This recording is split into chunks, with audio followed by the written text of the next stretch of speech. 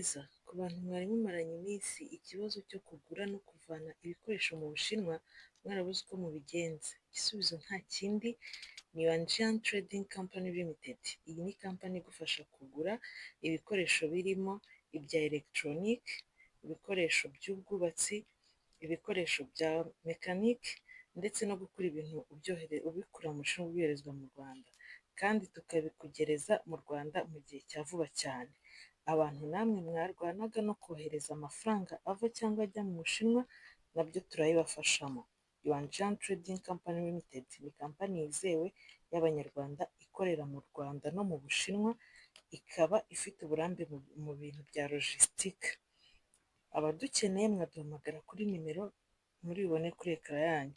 Nimutugane tubahe serivisi nziza mutasanga ahandi. Wanjian Trading Company Limited, beyond your vision. Muraho neza, ufite ubukwe, ufite anniversaire, ufite inama se, wabatirishije cyangwa inshuti zagusuye, none urifuza umuntu ugutegurira ifunguro rinogeye ijisho, rikaryohera akanwa, rikamanuka neza mu muhogo nta mbogamizi. Turahari ngo tubigufashemo. Duhamagare tugukorere ibintu byiza kandi ku giciro cyiza, utazigera wibagirwa na rimwe kuko uzahora udukumbura. Turahari ngo umunsi wawe ukugendekere neza. Udukeneye waduhamagara kuri nimero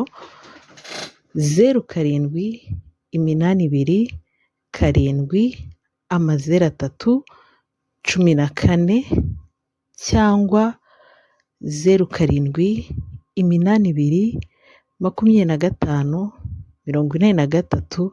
0782254334.